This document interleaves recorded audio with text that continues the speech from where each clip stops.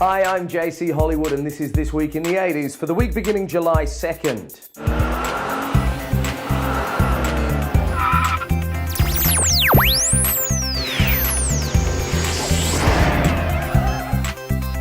The musical career of one of Australia's most enduring icons was launched this week with the 1987 release of Kylie Minogue's Locomotion. The song, a cover of the 1962 hit for Little Eva, was originally suggested to Minogue by Greg Petherick, who had worked with her on Young Talent Time and was now working on Neighbours.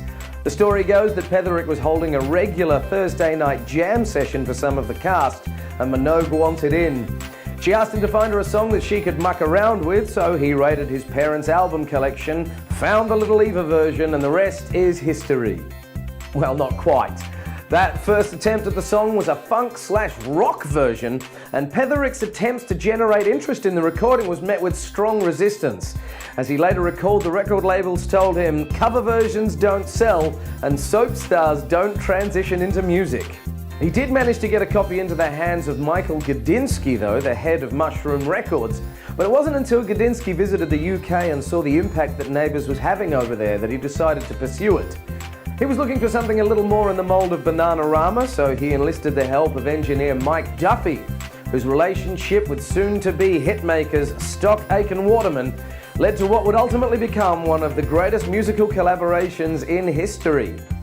The single was released hot on the heels of the Neighbours wedding of Scott and Charlene, and it debuted at number 10 in Australia, quickly making its way to number 1, where it stayed for 8 weeks. It put Minogue on the map internationally as well, giving her a top 10 hit in both the UK and the US. And the rest, this time, is history.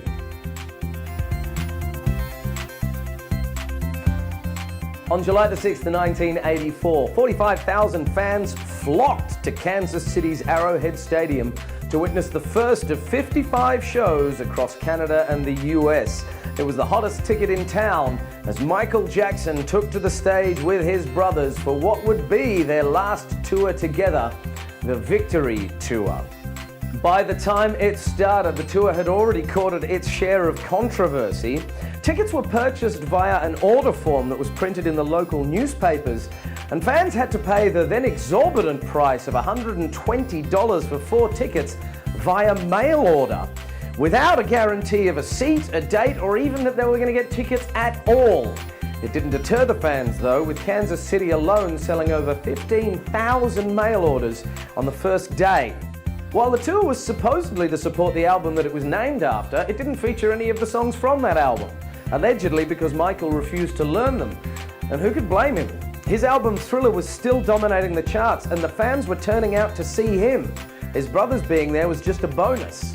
As the tour ran on, tensions rose and relations between the brothers deteriorated, and it wasn't long before they were travelling separately and refusing to speak to each other.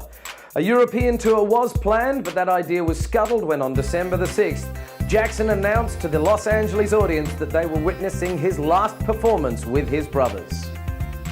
For the Jacksons, at least, the show was financially a success, but for promoter Chuck Sullivan and his father, it was a disaster.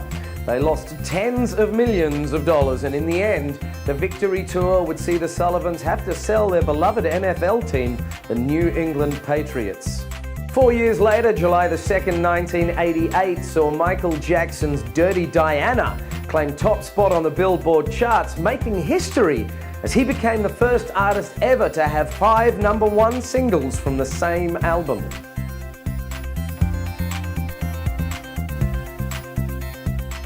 Despite an overwhelmingly negative response from test audiences, American broadcaster NBC decided to air a TV pilot for a show that they'd already decided not to pick up, and they did that on July the 5th, 1989.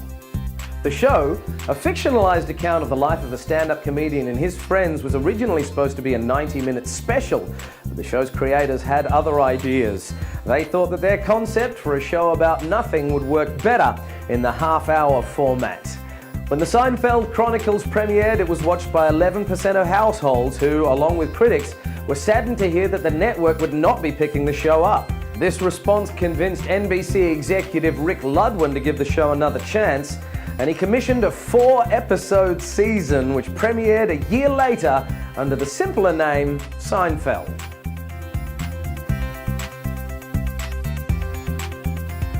Back to the Future came out this week in 1985, and you don't need me to tell you how great a film it is, so instead, allow me to present my 5 favorite things about Back to the Future that you probably knew, but maybe your friends don't.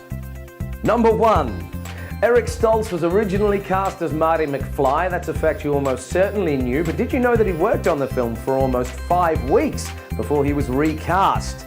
The recasting was a major upheaval, costing an estimated $4 million, but both director Robert Zemeckis and producer Steven Spielberg agreed he wasn't delivering the laughs that were necessary to make the film work. Number 2. Writer Bob Gale knew he was onto something when he decided to make the time machine a DeLorean, but it wasn't his first choice. He had considered many other objects, including a fridge. Fun fact, the DeLorean company had actually gone bankrupt 3 years before the film was released. Number 3. When Marty McFly dresses as an alien to scare the young George McFly, he plays a cassette tape of loud guitar music labeled Edward Van Halen. In 2012, Eddie Van Halen confirmed that it was, in fact, him playing guitar on that cassette. Number 4, another one you probably know, Doc and Marty first test the time machine at Twin Pines Mall. When Marty travels back in time to 1955, he crashes the DeLorean into one of the young pines, knocking it down. And when he returns to 1985, the mall is now called Lone Pine.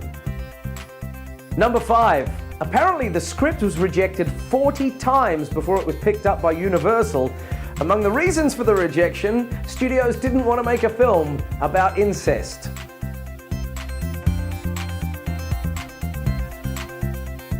That's going to do it for this week. Don't forget to like this video, share it with your friends, and subscribe to our channel. I'm J.C.Hollywood. I'll see you back in next week for more This Week in the 80s.